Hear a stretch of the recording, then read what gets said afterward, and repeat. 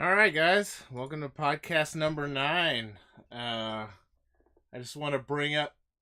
You can't hear the music, Tarnus. Don't troll me. Podcast number 9. Two differences you might notice today. It's Friday, not Tuesday, but that's because I have some new guys with me, and they are. We're calling it. We decided it's C Team. We came up with that name together. I didn't do it. It was Matt. So the new guys, they're guest appearances. We may have them off and on. So if they enjoy themselves, we'll find out. So the new guys, I got Escard. It's a friend of mine. These are all real life friends. We're all actually in the same city, but we just don't like to see each other in real life. We just like the Discord channel. So We get together at least once a year. there we go. Yeah, And then we got Borthammer. How's it going? And also Tron. So those are our guys for this podcast. So usually we'll start off like we normally do. I like to talk about what we played this week. So I'll start off real quick. As we all know, No Man's Sky came out with a new patch. I haven't played No Man's Sky since it was released. So it wasn't just one new patch for me. It was actually 4 new patches for me. So there's a lot of new stuff. And I do have to say that it's really fun. I like it. Played a little bit of multiplayer, which was cool. Like, it's actually cool to actually be able to build with people and so on and so forth. The graphics have been upgraded significantly, so I think it's cool. It was also on sale, so it was like half off. Oh, there we go. Yeah, if you hadn't if you didn't own it, it was a good time to get it. I think it goes off sale today, though. It may already be off sale. So, So, but David, anyways, I'm curious on No Man's Sky because there's been a lot of positive buzz. Is there like any type of new gameplay loops? I know you said that there might have been like base building or something like that. I forget. yeah. So yeah, there's base building now. You can actually own an entire fleet of ships, and they all can do like different missions that give you like different items and stuff like that. So it's pretty cool. Like you own all your ships. You see them all. You can fly to them. You can get in them. You can also when you do multiplayer, you can put your friends on the ships and send them on missions. They can go do the missions like live. So it's pretty neat. It's kind of cool. So So here's the real question: can you see your friends this time? yes, you can. So Okay, yeah, all right. it's full multiplayer. And I- you can customize your character now and be like aliens and stuff. So that's kind of neat. Like you're not just like human or whatever, So that's kind of cool too. But I do miss all the conspiracy theories about when it first came out about like, oh, maybe once you get to the center of the universe, multiplayer or co-op unlocks, or maybe there's like a 1 in a Right. million chance that you'll meet your friend on a planet. right, you're never gonna meet him because the universe is so vast. Yeah, no. No. Now you can just join your friend's game and you're in. So it's cool. I mean, yes, you're right. All those conspiracy theories was just us because we were so hyped and we didn't want to be let down. You know what I mean? That's what happened. That's where those came from. So I played that yesterday. If anybody watched the stream, we played Factorio, which is a pretty cool game. It's co-op. Actually, it's 65,000 player co-op. You can play with that many people on one server if you want. I don't think we'll ever see that, but it blew my mind on how many players they say you can support. What But kind of game is that? it's pretty cool. It's like a base building game. But what's neat about it is the goal of the game is to like automate everything, right? The end goal is to get to space, basically. Once you get to space, you've beaten the game, quote unquote. Okay. And there's like aliens that attack you in waves and stuff, so you have to kind of defend the base, while you're building it up. So it's cool, but like you start out and you're just like manually mining coal, right? But then you build a drill, then it gets really complicated. But like long story short, you build that drill, and it offsets the coal onto little like conveyor belts, and then you put those into like a manufacturing machine, and it'll make gears so that you don't have to manually make the gears anymore, right? And then eventually you can just have it actually make full-blown cars, but it looks like a computer motherboard, because once you're done making all of it, there's like all these lines going everywhere and taking stuff everywhere. It's pretty cool. You have to check it out. It's a pretty cool game. So Nice. and then I dabbled a little bit in the WoW pre-patch. I haven't played a lot yet, mostly because I think I'm really just gonna wait until the launch of the actual expansion. But from what I saw in the pre-patch, it was kind of neat. And we just lost somebody, I think. Oh, there we Yeah, go. He's back. He's back. Yeah, Well, sorry guys, I just got booted. yeah, Keep going, keep going. yeah, you're good. I just be sure to turn your cam back on. So that was me for this week, and last week a little bit. I actually been playing more ESO as well. I'm just kind of staying on that train a little bit. So, but that's it for me. What about you guys? Escard, what have you been doing? Did we get kicked? JRPG that came out. Hey, start over, Nakona, because Okay. Yeah, we got so- like we lag, keep getting the Discord lag lag freeze. or something. Okay, Yeah, okay. go ahead. Yeah, I picked up an Octopath Traveler on the Switch recently. I really like that. It's kind of like a callback to old RPGs that came out like on the SNES era, the 16-bit era. I think that's a really good game. I know it's been getting really good reviews, and I think it's been getting positive buzz. But it's a really great game. If you've seen me on these podcasts, we've done a few of these before. That's kind of my genre of choice. I really like. I really want to play Octopath, But, but I haven't gotten it yet. So.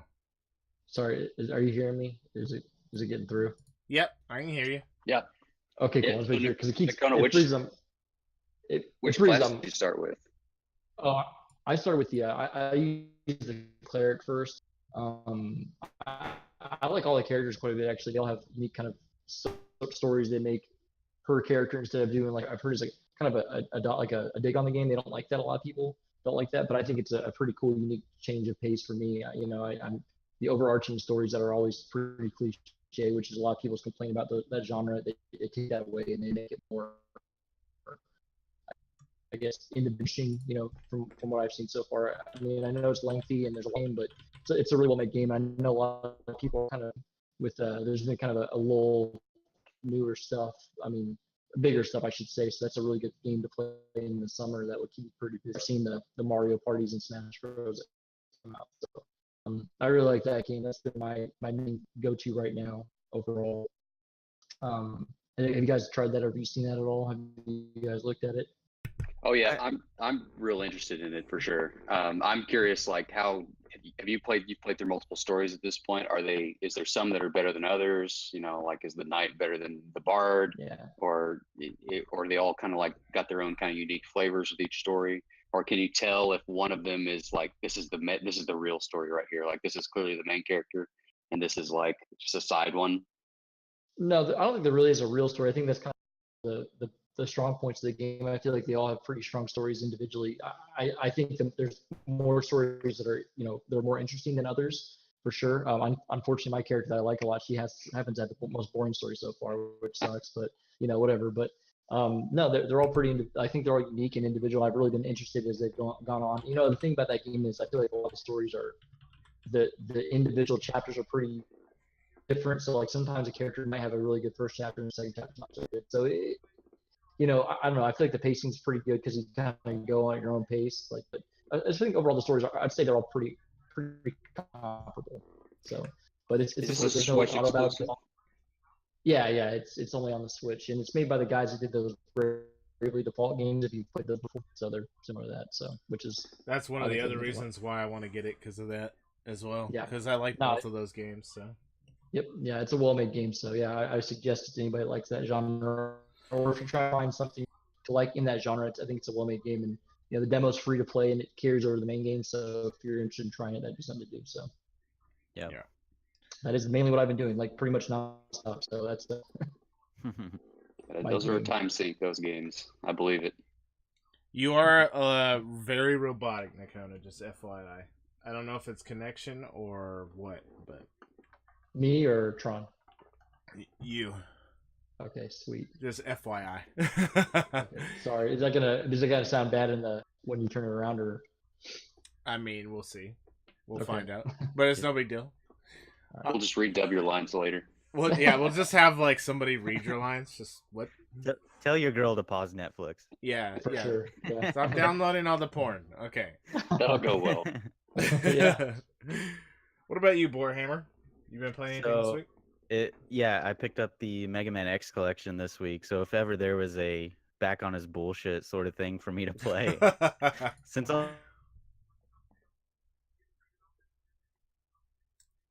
Yeah, I don't know what's up. a really collection. Uh-oh. I think You're we good. had a freeze. Yeah, you're good. Okay. Go ahead. All right, I was saying the Mega Man X collection is actually really good, and I'd have to compare it really to the Legacy collection for the normal Mega Man series, just the numbered series, which was pretty basic, I guess you could say. There wasn't a lot to it. They added stuff like challenges in that one that you could do, but I mean, there really wasn't a lot going on besides playing through the games again. The X collection tried a little harder this time. They put in legitimate like achievements and trophies. Sorry, my cat's on my desk. Um, which there's so the X collection actually comes. It's two separate games. It's X collection 1 and 2. So each game has a full set of achievements and trophies. So if you're like me and Escard over here, we're trophy whores and we just eat that shit up. So What's the split out between the different games? Is it like X1 through 4? I forget how many there are actually. yeah, it's X1 through 4, then 6 through 8, or I mean 5 through 8 on the second one. But they also added this mode called X Challenge, and it throws you in to a boss fight with 2 bosses at a time. So there's like I think 3 levels per challenge you do. So you'll fight 6 bosses in 3 stages and go through it, and it's really challenging and kind of fun because you pick a loadout at the beginning of different boss powers that you start with, and you have to go through all 3 fights like that. So I thought it was a really kind of cool thing for them to add besides just having the normal games in there. I mean, yeah, go ahead, man. I was gonna say it's a little interesting that they chose to do 1 through 4, then 5 through 8, because 1 through 4 are the fan favorite, well-known, good games in the series, and 5 through 8 are the ones that people typically don't like. So just not gonna buy it, you think? Well, why do you think they come together? They don't. If you buy them digitally, like you can buy them. Oh. 4, and I thought that was interesting because I was like, most people that I know like 1 through 4, unless you're one of my weird friends that likes the weirdest ones in every series like that. I really like X5, but we don't talk about them. I know I was watching. I want to bring up one quick thing. I really think so. It looks great. It sounds great. I just think it's a really good collection of, games that I will always play no matter what. So. Yeah, I'm kind of shocked that they added anything, to be honest, because that seems like the type of games you just port and slap a sticker on it and say, all right, here it is. It's on the Switch. It's on your PC. Well, I don't know. It's probably released for everything on Capcom. Yeah. And would have sold just as well even if they had done that, I'm sure. But sure, it's nice to have some extra stuff. So I got 2 questions for you. Have you played through X3 yet? Not yet. I actually just finished X1 today. Frozen, by the way. If you can hear me. It's for me here. Okay, we froze again. Yeah, I was just saying, cool. I haven't played X3 yet. I just finished X1 like literally an hour before we started this. Nice. Well, when you get to X3, let me know, because that was the one that was like the holy grail when I was a kid. Like, okay, it just didn't exist. Like I couldn't find it anywhere. It's impossible to find now. Yeah, it's really hard to find now. It's expensive. Very expensive. And then second question, do you guys remember that crazy PSP port for Mega Man X? Maverick Hunter, yeah. Yeah. Why wasn't that in there? Slap that in there, Capcom. Maybe it's a secret thing you can unlock yet. I don't know yet. I'm pretty sure that Capcom wants to forget about those PSP Mega Mans for some reason because they're in they just don't exist apparently to them. Wait, was there more than one? Yeah, they made one for the first Mega Man, just Mega Man Powered Up for the original Mega Man game, and they made one. Oh my god! Yeah, those are really cool. Yeah, they were. I don't know why they stopped doing that. I thought they were awesome.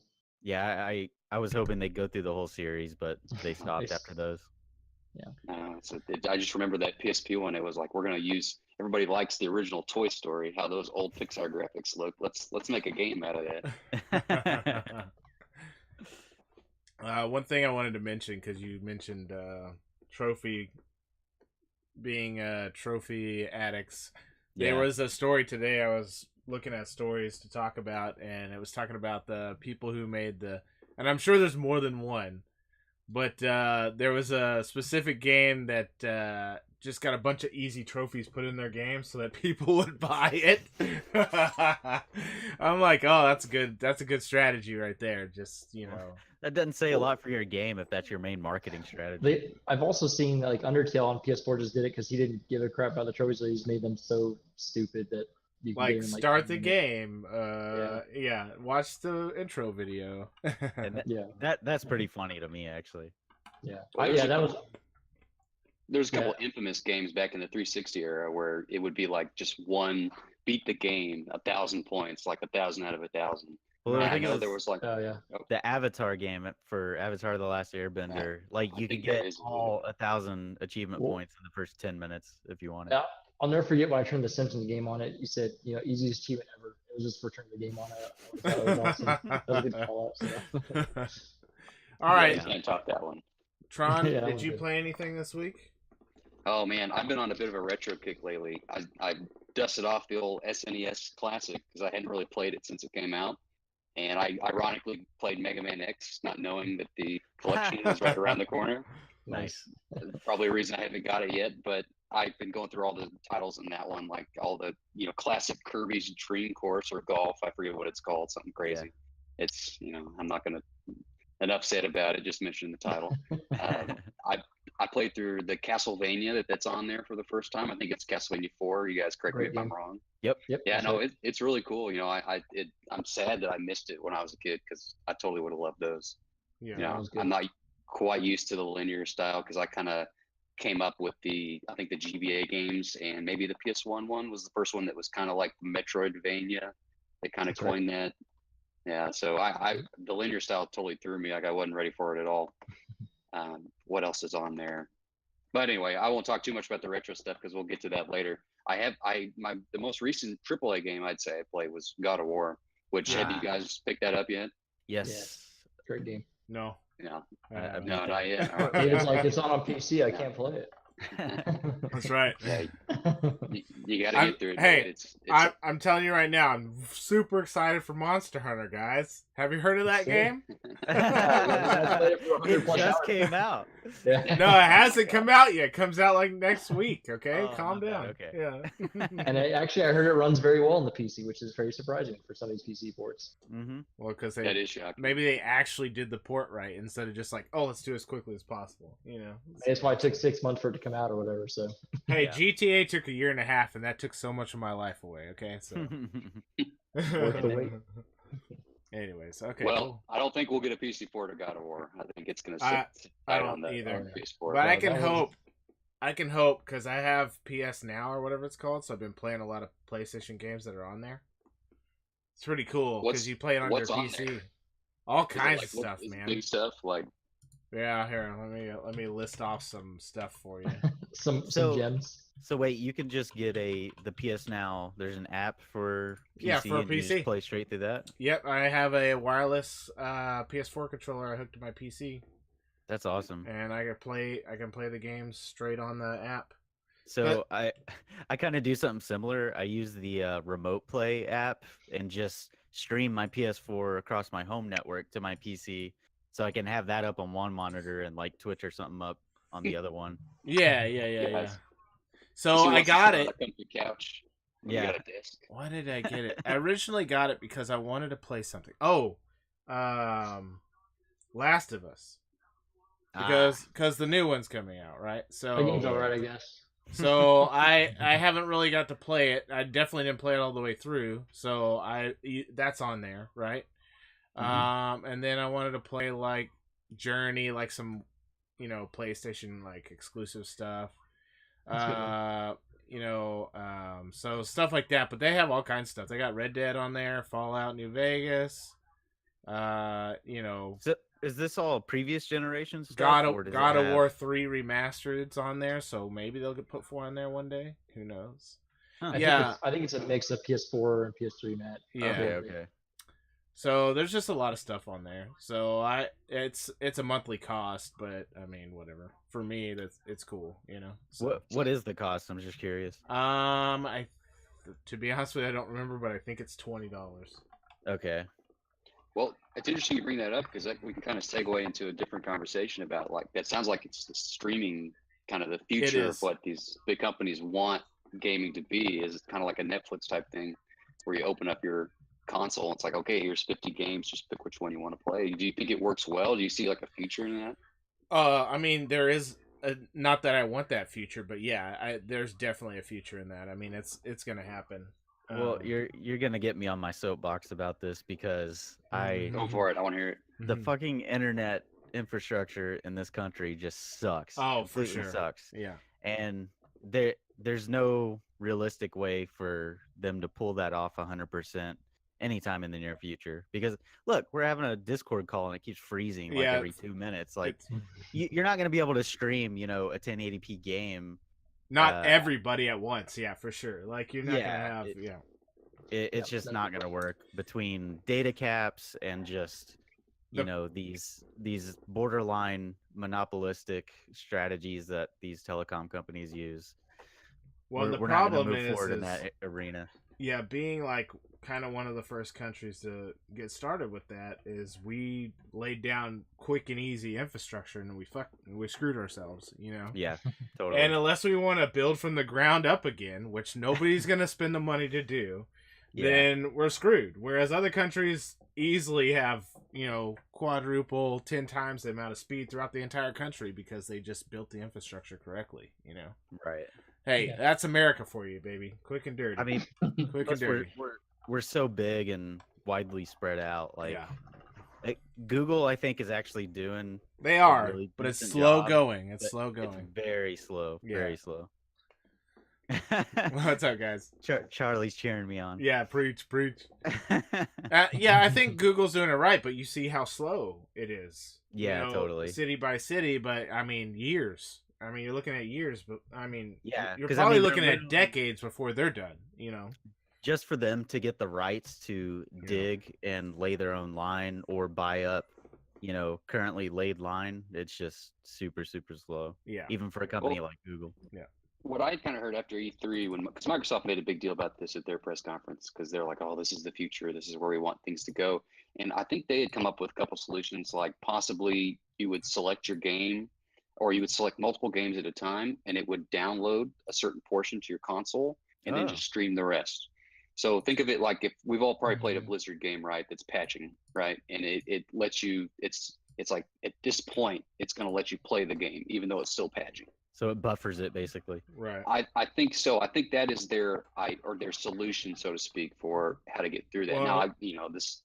A lot of those Blizzard games do that, but they do that and then they load assets like they know where you start. So a lot of games I could see like chapter 1 they load, and then they'll start pulling that chapter 2 down because they know eventually you're going to go to chapter 2, obviously. So makes sense, I guess, but at the same time, that is a lot of downloading, like Matt said. So. Well, and your chapter comment kind of makes, it just makes me think, it's like, what if this type of concept completely restructures the way that games are created? Like, what if it's not just one big thing that you load into? It's like, we're going to load in chapter 1 of this game and then chapter 2, so it's like when you're streaming, it's almost like watching a Netflix season, right? Like you're not streaming the entire 10 hours or of the 10 episodes. You're streaming one little portion. I feel like it's just gonna annoy the shit out of me if that happens. But yeah, I get the concept though. I get what you're saying. Yeah, that makes sense. Yeah, makes sense. Yeah, for sure. Also, Ron, I have you down for Smash Brothers Ultimate. Are we ready for what do you want to Smash? talk about? Yeah, let's talk about We're it. talking all day. This is gonna be. Almost the hour here. So first, I'm going to start off. There was a lot of Smash coverage over E3. People may have missed it. So I'm just going to run down real quick some of the changes that I remember that I think that are kind of unique. And then I want to kind of steer this conversation into, there's been a lot of backlash over the idea that it's kind of just a port, or is it an actual new game? Sure. So first off, I'll just kind of go down my list here. And I noticed that this Smash, obviously, to start from zero, it's got every character that's ever been in it. It sounds like, unless this has not been confirmed somewhere, it sounds like it's got every stage that was in it as well. And you guys, have you heard opposite, or does that sound right to you guys? I don't remember hearing anything about stages. Yeah. So There is a lot of stages I've seen that are from the old ones, like the They did. and stuff. But Yeah, they Okay, did show so a that lot of would- stages for sure. we may scratch that one up as a rumor because a lot of this is just based off impressions of people playing the game. Nintendo hasn't really come out and done like a big long patch list of stuff that they've added. So this is just people what they piece together from videos and hands on. So anyway, but all the characters are in it for sure. Yeah. And it looks like they're doing some really cool tweaks, like they're adding Omega stages was the big deal in the last game, where every stage, no matter which one it was, had like a final destination version, which is the flat stage for the people who aren't as familiar. And in this game, they're doing one where I forget what it's called. It's like another Omega version, but with a different stage that was very tournament friendly, very competitive. You didn't have explosions going off and like Pokemon jumping out of the walls, all that type of stuff. It's just, but every stage gets that. And I think that's a huge addition because it's going to really change the meta of the game by adding platforms, because some characters are better with platforms, some are better on flat stages. Right. Make it more And then competitive, like you said. Definitely, because I remember we played that game a ton, and oftentimes I'm like, oh great, here we go, this flat stage, I'm gonna get just destroyed by always this hated character. it. Always Yeah, hated it. I never liked it. No, for sure. But they just got a lot of cool tweaks, like one-on-one mode, like when it's just one person versus another person instead of like the typical melee fashion, which is like 4 to 8 players. The one-on-one now, the games go quicker, so to speak. Like you take damage faster, and as you take damage, you're going to die quicker. And to me, I think that's just ingenious because it's really going to, you're really going to feel those hits now if you get smacked by somebody and you take massive damage. Yeah. Yeah. So And go ahead. Oh no, I was just gonna say, like, speaking of that stuff, that's the sort of things that make me like, as far as if it's a port or not, I would call it an enhanced port. Like, and I was calling that from the beginning just because I didn't think, I mean, they spend how many years developing each installment of these? Like, what, 5 years or something? That's a lot. Yeah. So they're not just gonna flush all that and start from scratch, obviously. And I don't blame them at all, especially because this last one was really good, really balanced, and had a lot of features that people enjoyed. Yeah. And a lot of characters. Yeah. Go ahead, Nico. No, I would say also that people don't realize. I don't think. I think you got to really look at the game and how much content is in that game, how much time they spent on putting the amount of music, stages, trophies. There's so much stuff in that game, and I feel like it's probably a long process to make that where it was at, and it would be silly to me to waste all those assets right away instead of just put them in another game, enhance it like they've done. And this isn't just like an enhancement, like small tweaks. I mean, every character has differences, it seems like, and they may be small, but it changes the game, especially the way we play. We play pretty competitively, and I think that that is it's to me it's a huge thank you, from them. Like, I don't know, to me, like as a fan, I'm sorry, I appreciate that they are a lot of small things that they've seen over the years that game being released that they couldn't patch or they couldn't fix. They fixed a lot of stuff, made it more balanced, and they added more stuff. And it's hard to believe there's more stuff. There's so much content in that game. It's insane. I just can't believe they would add to it. And like I said, I think that it would be silly for them to just scrap all that and make a new game completely without, maybe get a few more years out of that. Because, whether we like to say it or not, the Wii U didn't have nearly as many people buying that system they probably intended. So Smash Bros. Was probably missed on a lot of people's radar, because they didn't play it. They didn't have the Wii U. And the Wii U or the 3DS one wasn't quite the same at all. Right. So this is allowing people to play it just like Mario Kart 8. A lot of people that didn't get a chance to play it can play it now, and they get a better version for it. So it makes sense to me. Look how ubiquitous the Switch is already. Like, this is going to bring in a lot more people into this series. And we knew it was going to come out at some point. So sure. And that's kind of what I wanted to talk about a little bit, because I was doing a lot of research this morning, and of course I was digging down the rabbit hole, so you guys don't have to. But it seems like a lot of this kind of backlash has started because Nintendo just didn't maybe handle this the best way PR wise, because they announced this as like a sequel. They were like, this is the next big Smash right here, like get ready. So I think that automatically set everybody's conception of like, oh my God, I can't wait to see the 20 new characters, like all these new stages. And then they come out at E3, and you're right, it's essentially, it sucks to call it a port, because really, I mean, the amount of stuff they're adding is just insane. It's almost like 3 remakes instead of a port. Yeah. Which is what I think Bort was kind of saying. It's like a port, but it's like an enhanced port. It's like they took 3 games and merged all the parts together to make like one game, you know? So Yeah. it's kind of Now, we all know we followed Nintendo long enough to know they just kind of go to the beat of their own drum, and they're totally considering this a brand new title. Like I think they actually said that, but to kind of define where they set those boundaries, they considered the 3DS Smash and then the Wii U Smash. They considered those 2 separate games. So Oh my gosh, that's kind of how they Well, define different games. yeah. it's so wacky. Yeah. Yeah, but I still think, like I said, even for people that played that game for hundreds of dollars like we have, I think it's still worth picking up, and I think it Oh. would be. I think, like I said, I wouldn't be complaining about the game.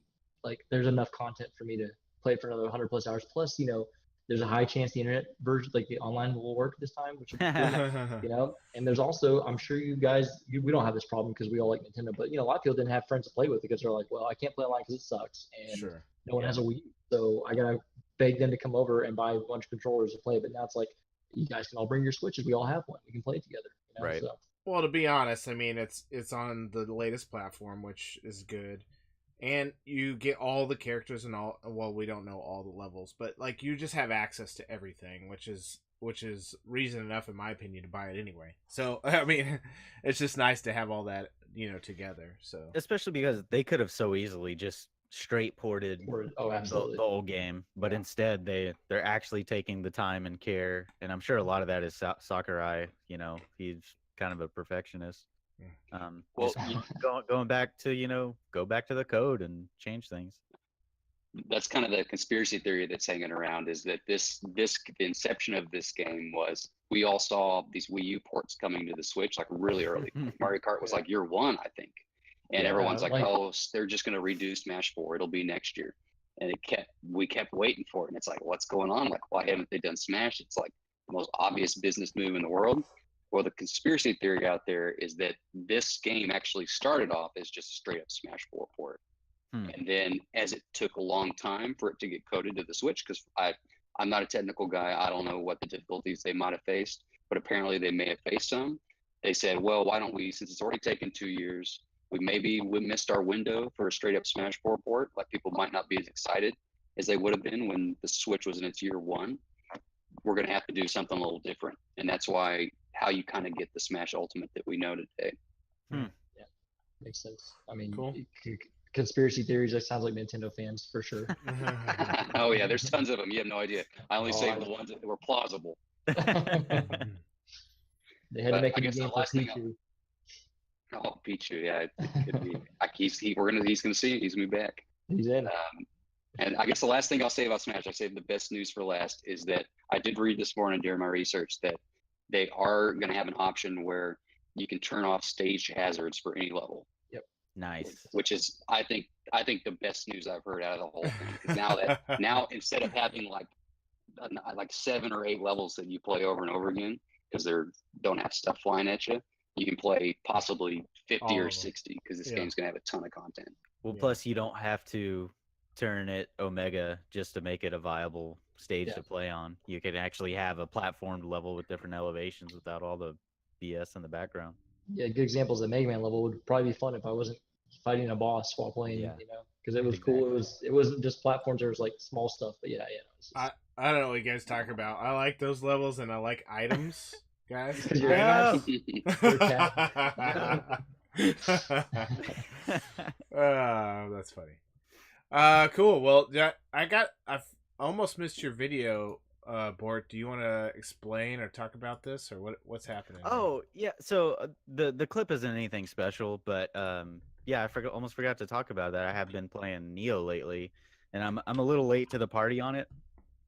But I finally got into it, and I'm really enjoying it. I'm a big Souls fan, Dark Souls, Bloodborne, Demon Souls, all that stuff.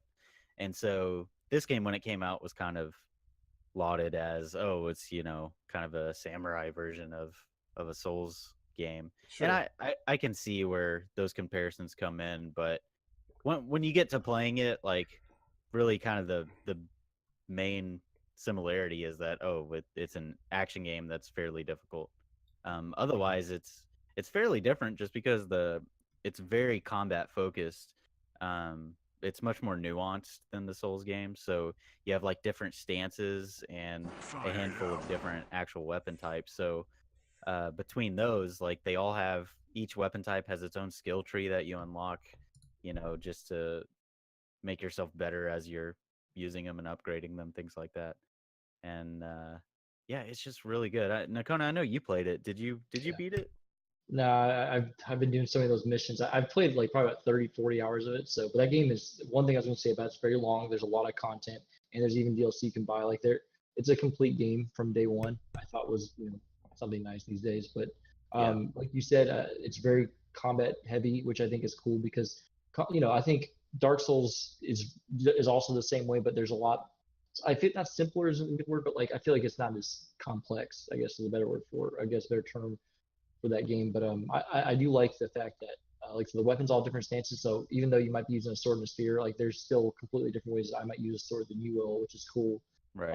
But it feels like the thing about Team Ninja, they've had ups and downs for people. People hate some of the games they make, but like this feels like a Ninja Gaiden game with some Dark Souls thrown into it, which I like. And Ninja Gaiden, they don't make those anymore. Right. But this is kind of close to what you're going to get in that realm, and I think it's made in that way well. Like it's a very fast paced action game, but again it's got a lot of Dark Souls in it too, and it's a good marriage of those two games that a very two combat heavy games that are different in a lot of ways, but they found a way to merge, not really merge them, but you can feel a lot of it of both games in that game, and I think it's well done.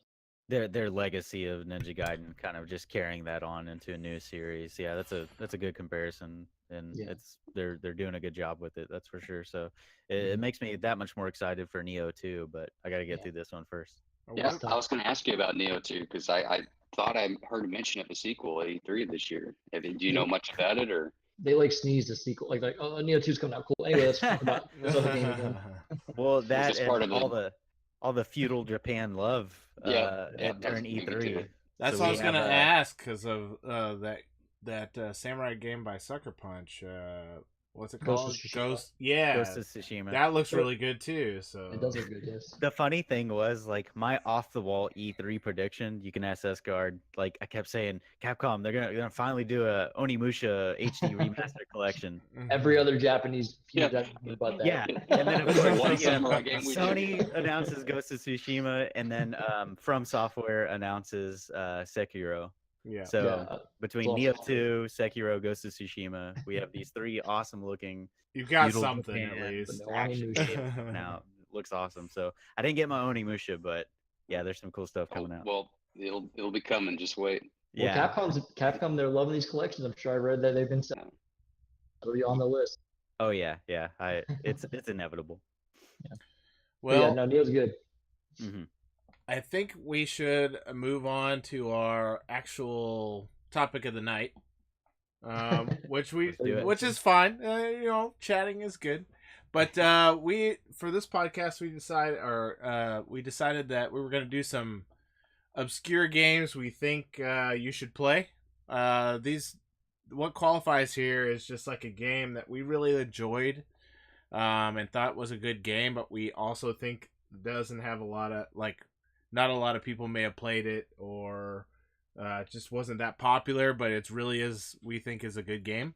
Obviously opinion, so don't crucify us now. But so I thought it'd be an interesting idea, so we went with it. So I love the idea personally. I think it's cool. What I'm gonna do is I'm actually gonna let our guests start off first. I normally go first, but I'm gonna let Esgard go first. Okay. And and I mean you can start whenever. I'm just gonna bring up the video part so that people can watch that. Yeah, stuff, the clips of my PS2 game. Yeah. So I chose a game that's called Shadow Hearts. It came out in 2000. I think 2000 actually, maybe 2001. On the PS2, it was an early PS2 title. Probably the first reason it got obscure right off the bat, we'll go with that, is because it came out right around when the time Final Fantasy X came out, which a lot of those RPGs Tough competition. Yeah, tough. Yeah, I mean, Final Fantasy's better. I mean, there's no question about it. It's a fine though, but so it already had a tough window of release, which I've always thought was an odd thing when they do stuff like that. But so the thing about this game is it's a unique setting. It's made it's taking place around the time of World War I. in a non-fictional world with fictional elements. So it's, you're in Europe, Asia, things like that, but you're fighting vampires and, monsters and demons and stuff like that. So it kind of does that mesh pretty well, which I've always liked that stuff. I've always thought it was cool if you have like the real, I know a lot of people go to Earthbound as like a real world, but if, they've got like, sci-fi elements or, fantasy elements. I thought that kind of stuff is pretty cool. So I like that a lot about it. It's dark tone. There's a lot of dark tones to it. The game they made before was called Codelco on PS1. That was like the first JRPG that was M-rated that I can think of. And then this game was M-rated, and I thought it was like, well, that's weird because I don't think I'd never played an M-rated RPG at that point. I'd only played like Resident Evil, Mortal Kombat, stuff like that. So why is it M-rated? Because it's dark themes, a lot of the monsters. Pretty, there's a lot of blood, grotesque imagery, yeah. Gotcha. Kind of remind me of like, there's a lot of times like you'll go through an area of dead people and stuff. You go through like a prison that's like, very dark in a lot of senses, like torture chamber, stuff like that. It's just, it kind of reminds me of like a Silent Hill type game in some of the settings, but in like with the JRPG turn-based battles and stuff, which I thought was really cool. Mm-hmm. But the biggest thing that kind of makes this game stand out besides that stuff is the battle system. It's turn-based, but they have kind of like an action twist to it, and what's called is the Judgment Ring. And if you, I know Matt's got some battle animation going on, but if you notice, go ahead and go to the gameplay video. I will. Yeah, I will. Okay, yeah. So basically, when you're in fights, you're starting to. There's a wheel that goes around in circles, and there's areas. It's called hit areas and critical areas, and basically you press X on the times where you get on the hit areas, and that's kind of how you do your damage, and it's based on like your timing on that stuff, which I thought made it a little more engaging than most RPGs that had come out.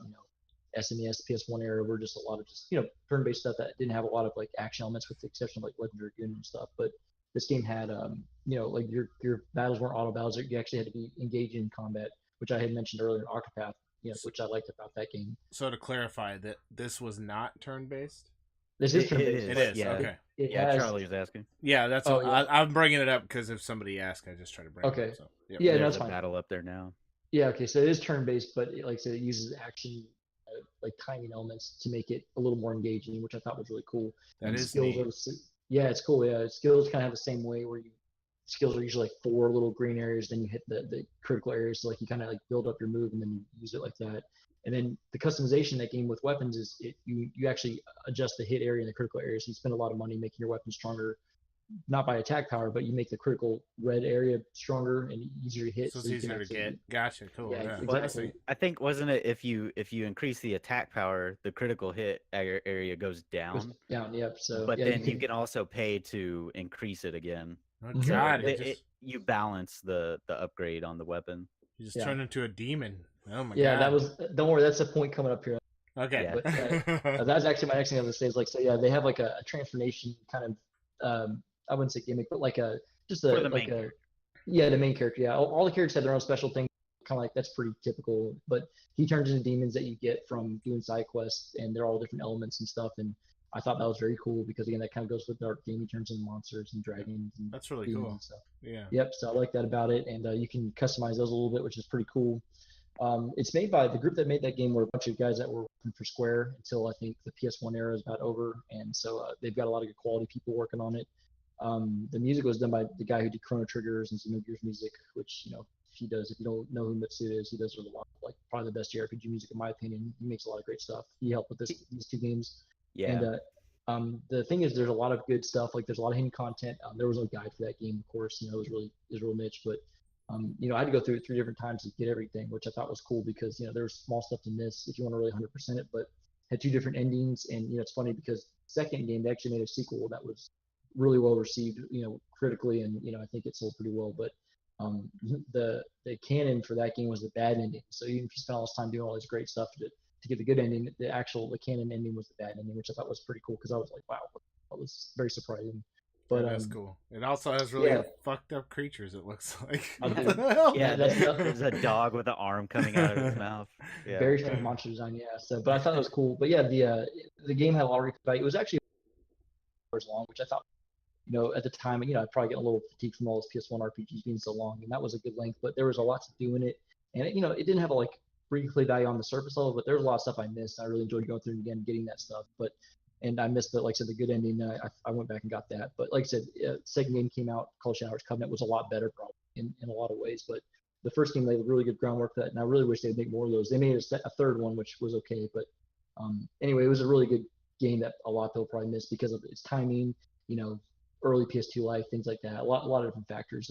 But yeah, it's Did really they ever fun. port these? Nope, never ported any of those games yet. No And actually, PSP versions, anything like that? well, No. it was published by Midway, who went out of business. MK vs. DC's debacle, how awful that game was. So then I know the third game is actually published by Xseed, who took a lot of properties like Wild Arms and stuff, and they made the third game. And I don't know how well that sold, to be honest, because it was a lot different. But they're pretty beloved. I think they have a pretty high cult status at this point. If you look, I was going to say to get it, it's hard to get this game.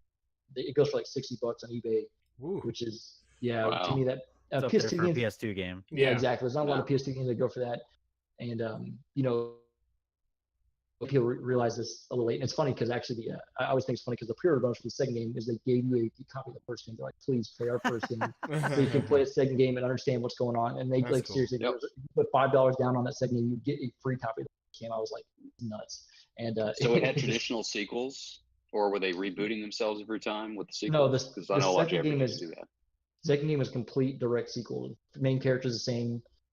It's very, and it's really good too. And the main character is actually one of my high points of that game. He's very cool and very but the third game, that's why I think it didn't do so well, is because they changed a lot of stuff. It's a sequel in a way because of things that are in the third game that you are from the second game, but the characters are different. Nothing about that's the same except the combat system, which is what makes this game stand out more than anything.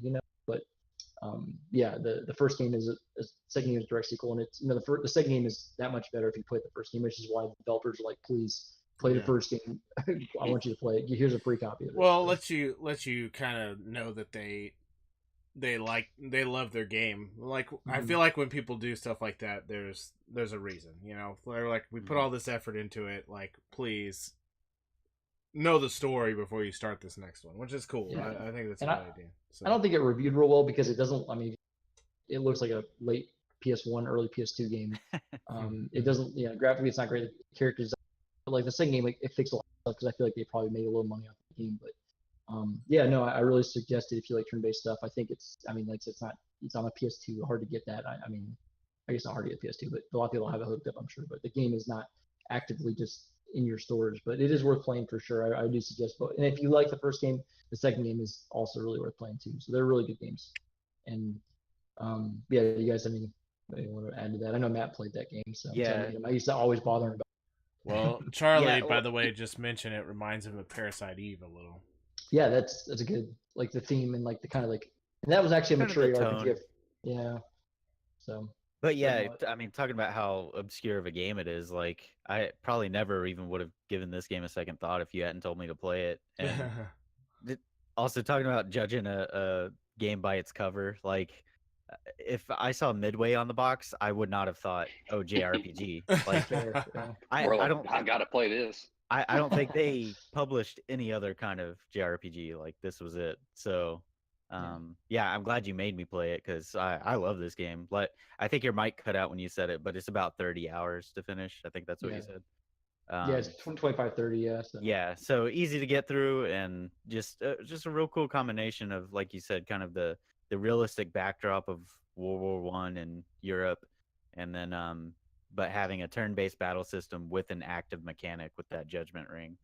That's really cool game. That's a cool theme I think we may have in this talk, because it's funny because that theme happens later in my suggestion as well. So okay, cool. So clearly it's a theme that people need to explore more often. That's right. Yeah, come on, take a hint. And give me bring up my honorable mention real fast. It's really cool. Yeah.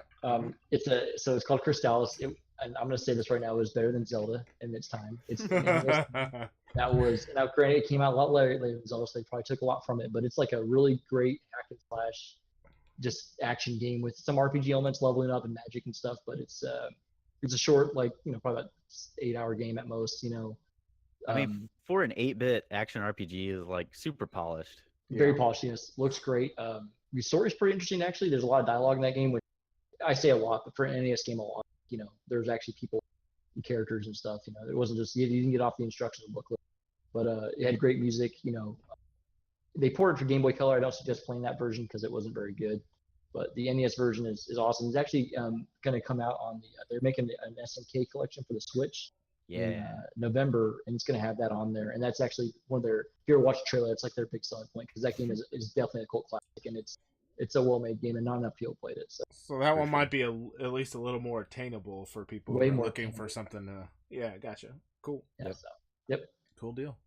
Well, we'll move on. It's a good pick. It looks interesting. I think Yeah. it looks pretty cool. So one of those things. That's why I like this category or whatever. Like, it's just neat to look at this game and be like, what? Oh, okay, yeah, that was neat.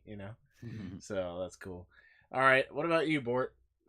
All right, so I'm gonna take you back to what I consider the JRPG. I think Charlie might golden- like this one, by the way. Yeah. Oh, He yeah. definitely Charlie will. likes this game. I was actually gonna mention him in this anyway, so stay tuned. What I consider the golden age of JRPGs is back during the PS1 days, when SquareSoft was just going nuts, making games left and right. A very little known series called Front Mission that did not make its way to North American shores until this installment, which is Front Mission 3 for the PS1. What Front Mission is a tactics strategy based, turn-based RPG that uses mechs. You control mechs in a tile-based grid tactics battle system, and also takes place on Earth during a fictional future. But it's really cool. I think it was heavily overlooked for things like, I mean, this came out in 2000, so what? Chrono Cross was coming out around then. Final Fantasy 9. Final Fantasy 9 came out. Of course, you had 7 and 8 before that. Final Fantasy Tactics. Like, I honestly think anybody that likes Final Fantasy Tactics would absolutely love this game. If you don't mind, the mechs. But oh, Charlie's played it before. That's awesome, dude. Yeah, Charlie likes these games. Yeah. Yeah, good. I'm glad. What I was gonna mention is recently, our buddy Indefinite here actually introduced me to BattleTech, the tabletop game, and it immediately made me think of Front Mission 3 because this was the first in the series I'd played, obviously. And just the way it's not. Don't think Gundam or Evangelion type mechs. This is like in the game they call them Vonzers, so they're more tank-like than your live fast, battle mechs you would see in anime and stuff like that. So going a little bit more into the game and how it plays, it's a pretty long game. What would you say, like 40 to 60 hours, depending on the scenario, Nakona? I'd probably say 50 to 70. It's 50 to 70. Okay, it's long, yeah. yeah. It's a long game. I won't go too much into the story because, to be honest, I don't remember a ton about it. But it's got kind of that sort of war, political Military. intrigue, military faction sort of stuff going on between Japan and actually it's like the alliance of other countries, stuff like that. But what's cool is there's 2 different scenarios, so there's some replayability there. Like, I'd say maybe 10 hours in or so is when you get the choice to do one scenario or the other. Not that Way far. early, super early. Was It's it actually that the early? most. You probably don't remember because it's the most insane, stupid choice. But it's like a choice about going taking out the trash. Or the guy. And it changes the story. It's really that stupid. But no, the game changes completely because you're with somebody you're not. But yeah, it's pretty early. So Charlie's helping me here with my talking points because he says branching story paths about genetic superiority. Yeah, that was a big story point. Yeah, that was a big story. Yeah. So it was totally really changed the interesting. game. Like What's that? which it totally changed like the game. Like you played through different levels or different scenarios once you picked Different the choice. characters, everything. Yeah. Wow. That's pretty early for 2 for games like in that, one. I think. Yeah. So characters you would have in one scenario on your team, you would be fighting against from the other scenario and That's vice cool. versa. Yeah. So let's go into the battle system a little bit because obviously that's the big selling point of this game, I think. I mentioned Final Fantasy Tactics. If you've played that, you know how grid-based tactics JRPG works. It's kind of similar. You can wrap your head around it pretty easily if you know what's going on there. And on the video I have up, what you see is, so your characters have action points. Those are used for both movement attacks and counter attacks. So let's say you use 2 AP to move and then 5 to attack. If you don't have enough for a counter attack, when an enemy's attacking you, then you just got to sit there and take the damage. But it was cool because so you customize your Vonsers with different weapon types if you want. Like there's shotguns, rifles, melee weapons, shoulder weapons for like rockets and things like that. You can get flamethrowers, shields. But what was cool is the different weapon types have unlockable skills that they will randomly unlock as you use them. So like with a rifle, you get something called double assault, where you actually take 2 damage turns at the same time when it activates. A laser, just one. Oh, okay. Yeah, you can get a laser too. Weapon. Yeah. So one thing I would like doing with my characters is like double up on weapons. So like I think my main guy, I gave him 2 shotguns. So he'd have to get in close to attack, but if he did, it was just absolutely devastating. Yeah. So the way damage worked is your Vonzer has a few different health bars. You have your body, which if the body gets destroyed, then that character is done for that battle. But you have your arms, legs, and am I missing one? That's it. 2 arms, 1 leg. Yeah, 2 arms, legs, but your pilot also has HP. So sometimes attacks could penetrate through the armor enough that it would hit your pilot, who only has 20 hit points. So of course, if your pilot dies, you're wiped out for that character. Not permanently, just for the battle. But so if you say you have a rifle in your left arm gets destroyed, you can't use that weapon anymore that fight. So you got to make sure you repair it during battle. Legs, if those get damaged, then your movement is reduced. And so same with the shoulder. It plays similar to BattleTech. Did you get BattleTech, by the way? Did I get it? Yeah. Oh, the PC game? Yeah. No, I didn't. I did see Probably that recently. sure. Like that game totally would have went under my radar if Charlie hadn't introduced me to the tabletop game recently, which that is a complex game, and he dumbed it down for me. Sure. But I had a lot of fun with it and really enjoyed it. So I am interested in checking out that the PC game. Yeah, because I mean, obviously the PC game kind of takes care of all the rules for you in theory, Yeah. Which is good. So Charlie mentions you could eject your pilot and run into another vehicle. So that's cool. Also, sometimes enemy attacks would eject the pilot for you, and you'd have to be like in a mad scramble to get back. It would only put you like 1 tile away, so your next turn you could just jump back in. Nice. But the way they did status effects was interesting. Like, and it would randomly occur. I think depending on the weapon type you're being attacked with, could make certain status happen more than others. But you could get paralyzed for a turn or 2. Well, I think they call it stunned. And then or it can eject your pilot, which was pretty cool.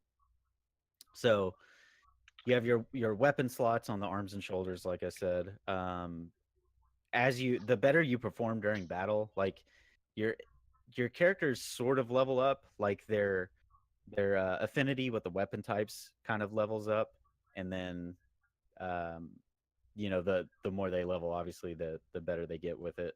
Let's see, I'm just reading what I have. Oh yeah, you can customize Did they make any your sequels? Well, yeah, there was Front Mission 4 for the PS2, which followed up over here. Like they kept releasing the series, and then they eventually re-released the original game, Front Mission, just the first one on the DS, came out here. That was on Super Famicom originally, I believe. So, oh wow, so this goes back a while. I thought this was a PS1 series, but it goes back to the SNES.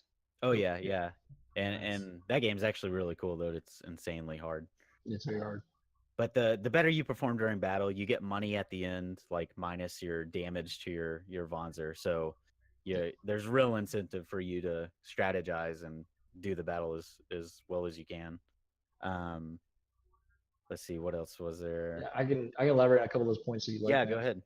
So a couple of the weapons I liked is every weapon had a different type of like damage output. Like the shotgun, like Matt said, you had to be close, but they would always evenly distribute the damage between the parts. So like if you had a shotgun, you could basically kind of balance out the hitting the arms, leg, body, and stuff. The machine gun was more random but higher damage, so you could like maybe shoot the you might shoot the arms like with all 11 shots, but you could probably balance. It was random. The flamethrower was based on your AP, like you'd be able to shoot like the machine gun, but it'd be higher damage out based on how much AP. The sniper rifle was always one piece the Panzer, but you hit for like heavy damage. So it was pretty cool because your weapon types really had a lot, like kind of had really dictated your strategy in a lot of fights too. And I thought that was interesting. And like your skills that you were getting were also kind of dictated by the weapon types you used too. So I thought that was pretty cool. And like you said, you gain proficiency in the weapon.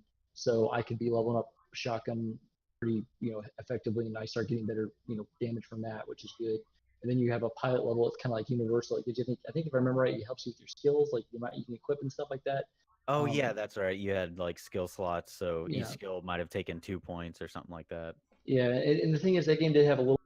The one kind of thing to say about it that I didn't like, that it didn't really have a very good explanation about the weapon or the skills, because I would have had no clue about getting the skills from different items, and you wouldn't know what you're getting from the different parts. But really that would make the game to the next level. You'd start getting better stuff based on just using different parts. And I mean, they gave you hints on what they were, so it was easier to figure out than I would. Like I made it hard. I should have, but yeah, it was complex. And like I said, I think that game made you think than just a typical strategy game, because the AP, like you said, would if I went a certain amount of spaces, I couldn't counterattack, so I'd have to do that. And then like I said, if I want to make my guy that uses the fist come out there and kill people, well, he can't counterattack unless they up close. So I don't want to fight guys with machine guns. I might be able to knock their arm one hit, but they could just counterattack me and take me out. Yeah. It was pretty cool, and like I said, the campaigns were way different. They're both really long, so that game is a good 100+ hour length game. Again, it kind of came out among a bunch of other stuff that you said that were popular at the time, so it just probably got lost in the shuffle. It's a very well made game, and Mission 4 I was super excited about because of how much I liked Mission 3 when it was coming. Yeah. Which says a lot. But yeah, also you always have the choice of trying to kill a machine for more experience, or if you knock the pilot out, you can get the machine at the end of the fight, and you get a bunch of money in the parts from that. So you kind of had to think about, do I want to kill it for better experience, or do I want to just knock the guy out, the machine, take it at the end of the battle, and then I get a bunch of money? Or if you're lucky, the enemy you're attacking, his morale will drop enough that he'll actually surrender, and then you get that much more money because his mech's left on the field. It's like salvage and BattleTech or whatever. That's cool. Yeah, and that's another big kind of part of the game that's a little bit more subtle, but. So. Charlie mentioned play it to get a taste of early internet web browsing. There was this weird my gosh, between battles you could do this pseudo internet deep dive, like going into just these fake websites for different corporations that would like the corporations that would make weapons and stuff like that. And you could glean information about the world and some of the events going on throughout the story through those. Right. But it's not something I really ever got into because it was very clunky. Basically, is all of this elaborate cycle.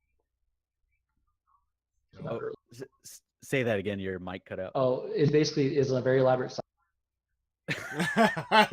Cut out in the same spot. In the same spot.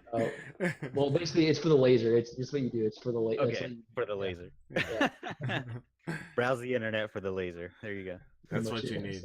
So nice thing about this game is you can actually get it really cheaply and digitally through the PlayStation Network. You can play it on PS3 or the PS Vita, and it's only $5.99.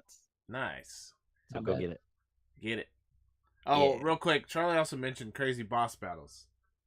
I don't have any recollection of any singular boss battle except for the last one.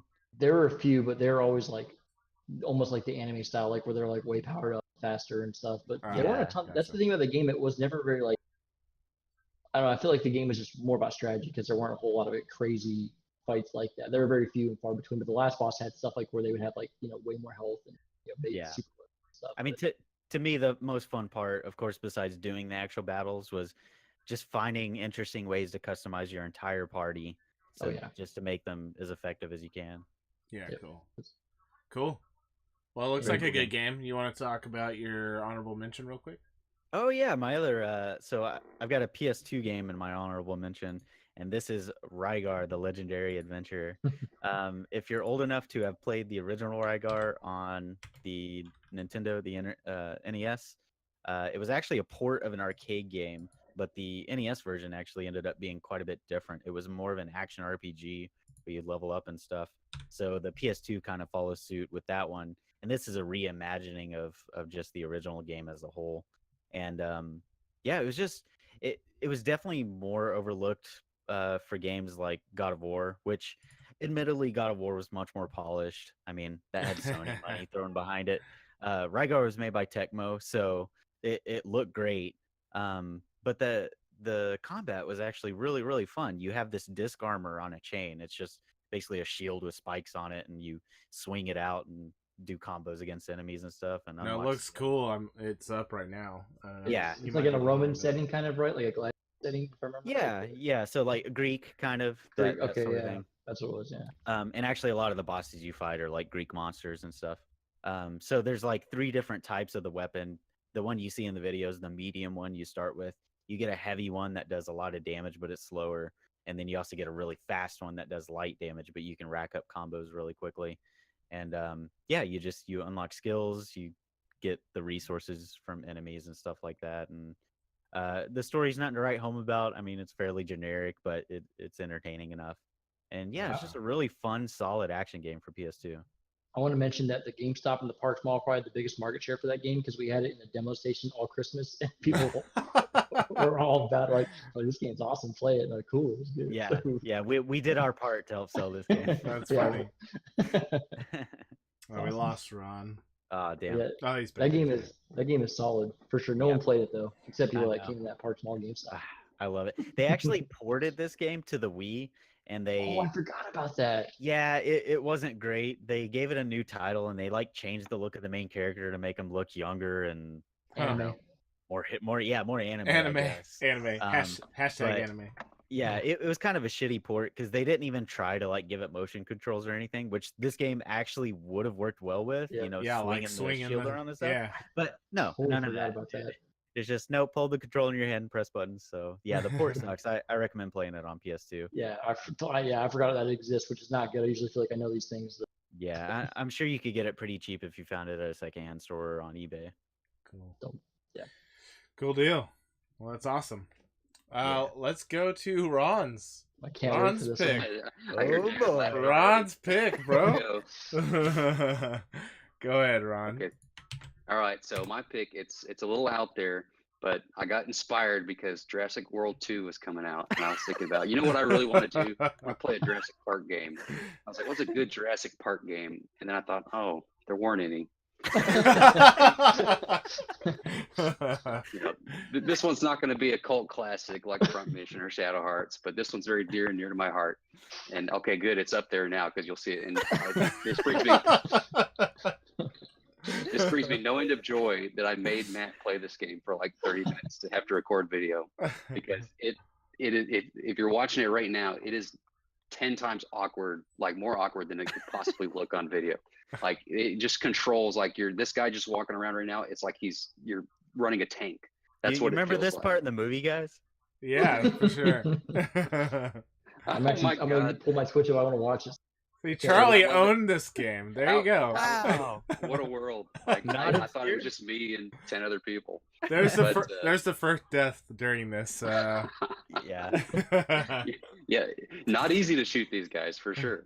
Yeah. But so this game, it's super unique. It's unlike, honestly, there's not a lot like it. I feel like this developer was called Ocean, and to bring you a blast from the past, Ocean was a developer that periodically bought up like television IPs or random movies. Like they were the guys behind Rambo 3 on SNES and RoboCop 3 and like Wow. Short Circuit, Knight Rider, like all these just like why, like what were they thinking kind of games. But somehow, some way, like there was like a administrative error somewhere. They got the rights to Jurassic Park and they made this game.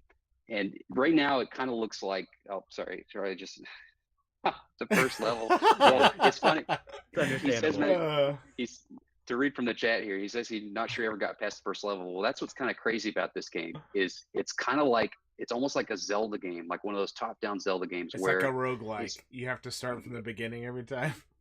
exactly it's just Oh, one God, big game that God. almost never ends, and it just keeps going and going. And there actually is an ending. I swear to God, I got to it.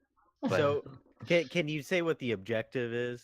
Getting AIDS, right? You know you do. Yeah, it's not very specific, right? Because we're watching you play it right from the beginning. But Yeah. eventually you'll realize the objective of the game is you have to do two things. You have to collect all the raptor eggs.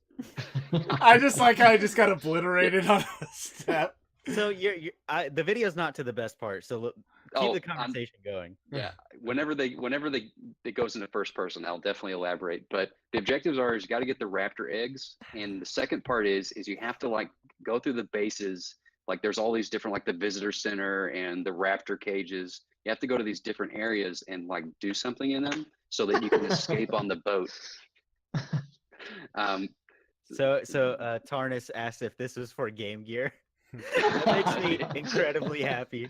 This is actually Super Nintendo. This is Super Nintendo. I wish it was on the Game Gear. There was this is like a weird hodgepodge. It's like a chimera of games. Like they stole the idea of an open world from Legend of Zelda, and then as we're gonna see here in just a few seconds, it's gonna go inside, and it's like a Doom game. So it becomes a first-person shooter. But the problem is, you can tell that the guys who made it had never played a first-person shooter before. Like they just saw videos of it. So when you're in this first-person shooter, I should point out a couple things. One, they thought it was a good idea to obscure at least 60% of the screen and just make you look through tiny little goggles. And it still ran at like 3 frames per second. Yeah, it looks terrible. And number two, like you can't think of it like a normal shooter where you're moving and shooting at the same time. In this one, you almost have to do one or the other. You have to treat it like someone's looking through the periscope on a submarine. It's kind of how this first-person shooting parts work. And you enter these areas, and what we're supposed to be doing right now is we're looking for either raptor's eggs that are laying around, or we're looking for key cards so we can eventually escape. But just look at how these dinosaurs explode and disappear. It's secretly great. Like but to be honest, like if you hadn't played it at the time, this would be just an awesome prank to play on your friends, like I did for Matt, because it's like you would just hate it now. Just the controls would be like, oh my god, was this made 50 years ago? It's what it feels like, and it felt old at the time too, because obviously Doom and Wolfenstein had come out. But the real genius of this game is that I almost want to make a prediction that the guys who made this didn't see Jurassic Park, because when you're outside with all the dinosaurs running around, like those raptors trying to kill you, it's like a weird cartoon. It's got this really catchy theme song. It's not the Jurassic Park theme song, but it's like really upbeat. Like you can start bobbing your head to it. It's like, oh my God. But when you go inside, it becomes like a survival horror game. Yeah. The music gets really spooky. Like the raptors are constantly like spawning behind you and they jump out at you. And of course, this looks just awful now, but back then it just didn't look that bad. Like it looked decent for 1992 or 1993, whenever this came out. So if I could say, even having played it for this capture, like I feel like on paper, this game sounded really cool. Like could have been nice. Yeah. You have this Zelda-esque overworld that you explore, and you have to, find certain things to progress. And then you go into buildings and you have this interesting first person mode. It was just executed very, very poorly. And it's like a labyrinth. Like if you just look at the first person areas, everything as a kid, I had to draw like hand-drawn maps to know where I was supposed to go, because you have to kind of backtrack sometimes once you get different key cards that unlock new doors. And just trying to go back to one of these things, it's like what do I do here? Like it all looks the same. Where do I go? And I wish you could hear this elevator music that plays right here, because if I could get the phone, like this is my phone ring. I can turn it on for a second. I just use the music to start here. One sec. If you have time to catch it, it's great. Let me back up just a little bit. There we go. It's classic. And the real question is, which Christmas is worse, when you got Star Wars or Jurassic Park? Well, let me put it this way. I could actually beat this one. That's fair. Wow. But the truly ruined Christmas was not Super Star Wars or this. It was Crazy Batman Taxi. Forever. Oh, okay, that'd be Crazy Taxi. All right. Crazy Taxi's up there, but Batman Forever is legendary. Charlie said 10-year-old him was psyched, but 10-year-old him was also terrible. I don't think you could be good at that game. No. Well, I'll wrap it up on Jurassic Park because really, there's only so much you could say about this gem right here. Yeah. But the one thing to just end on is Fathom trying to do this without saving your game, without dying 3 times. Because if you did, it went, or if you turned the console off, it went Game back over. to square one, and you started Yeah. right at the Oh, beginning. And God. so I had, when I beat it when I was a kid, I think I had to leave my console on for it had to be like 2 or 3 weeks at least. And I was just so paranoid that I was going to either catch the house on fire or it was just going to brick my Or console. like your mom just walks by and she's like, "Why is this on? She's in power." Boop. No. It could have happened, man. It could have happened. That's a Charlie cool game. said this was better than the NES Ninja Turtles game. I beg to Oh my differ. gosh. That game was Not crap, bad, though. but yeah, I had to play that. Do you have anything you want to bring up as an honorable mention, Ron? Or are you? I don't. All my brain capacity went towards just trying to conceive of that game. Right Talking there. about that. Yeah. Okay, cool. I also I was watching that video and it's just like you're shooting rockets at dinosaurs. That's crazy. Yeah. They're You don't remember exploding. that from the movie? I'm assuming it's rockets. And I liked how the elevator had like big speakers and subwoofers in it. Like Oh my god. that was awesome. That they spared no expense on the elevator. Apparently so, yeah. Well done. All right, well, I guess we'll get to mine, which nobody's gonna have input on probably because I've never heard of it. it's for PC only. So yeah, all right. Let me switch to mine. So, mine's a little unique only because, and I picked it for that reason. I wanted to pick a game that I figured nobody would have played, and I think I got it. I think I did it. And that game's called Septerracore. It was a JRPG for the PC only. So no other consoles or anything else got this game. It's PC exclusive. So, me and my elitist self just playing PC only games. I was like, yes, I need this game in my life. I just want to bring up that it's probably I probably played this before I played the Final Fantasy. So Wow. I didn't play Final Fantasy series until 7, and then I backplayed. After I played 7. But I think this came out after 7, but I played it first, and then I played 7 basically. So it's probably one of my first JRPGs too. So there's a little bit of nostalgia there. But Septerracore, really awesome game in my opinion.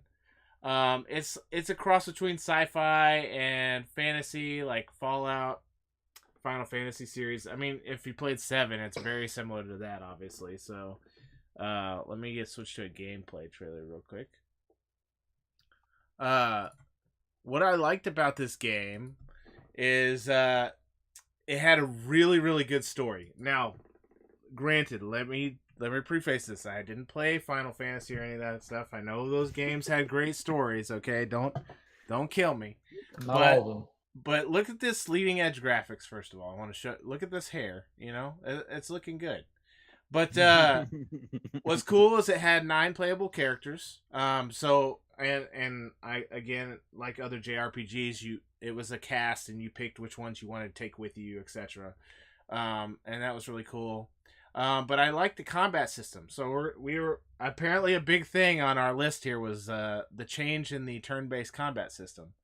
What was very neat about the kind of combat system was it wasn't purely turn-based. It was actually time-based, right? So you had, and I'll see if I can get into combat here in a second, but you had essentially a timer, and so you could choose to do like a light attack, a medium attack, or heavy attack, basically, right? And so if you waited on that timer, you could wait longer for the heavy attack and do more damage, or you could just do like short attacks all the time, right? Okay. And so like you would get interrupted by the enemies because they decided to do like a short attack or whatever. So there was a little bit of extra strategy there because you're like, if something was almost dead, you're not going to wait for the large attack or whatever.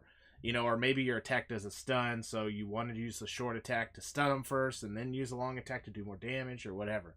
So it was kind of neat. It had like a little timer for each,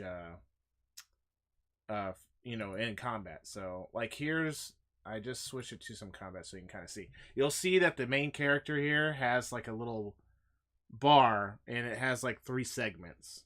And so you can pause it on the segment you want to do something on and use that, as a medium rifle shot.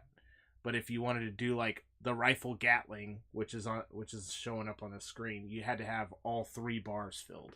So it was kind of neat. It was cool. It was a cool system. That's interesting. It also had the magic system used fate cards. They were called fate cards. Kind of similar, if you want to compare it to something like Final Fantasy Materia almost, where like you get the fate cards and then you would combine them to make new spells. So that was really neat for me, magic wise, like being able to combine 2 different fate cards and make this new spell or whatever. So it was really cool. Now it's not the same for Materia. I guess Materia was mostly about summons and stuff, but like you combined them to do other things, which is what you did with Materia as well. So it was kind of neat. It was a unique magic system, which was great. As you can see, it was like the characters were like a 3D render. But all the backgrounds were like hand drawn, like detailed looking backgrounds, which was really cool. I always enjoyed the backgrounds, and unfortunately it was on the PC in the 90s, so the 3D modeling is not the best. But I mean, what game had good 3D modeling back then anyway, Right.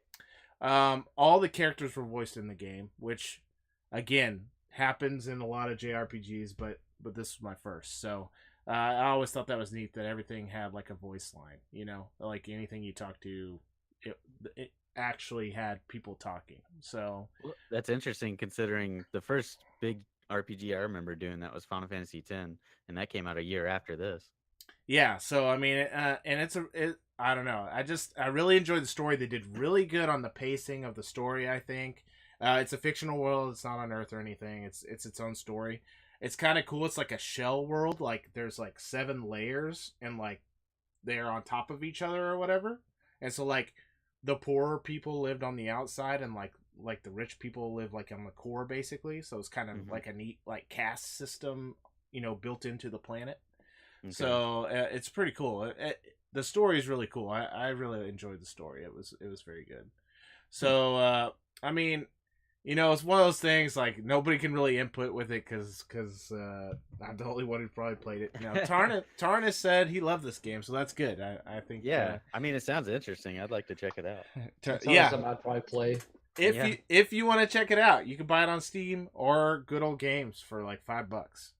So, and it'll run on your old ass PC or laptop. So you can definitely get it. The only negative I'll say is if you're watching the video, the movement is a little bit bad between combat, but other than that, I think all the rest was pretty well done. So, and also like in this gameplay, you're only seeing the main character, but obviously there's, like I said, like 9 different characters, like a robotic dog he can have, which was cool.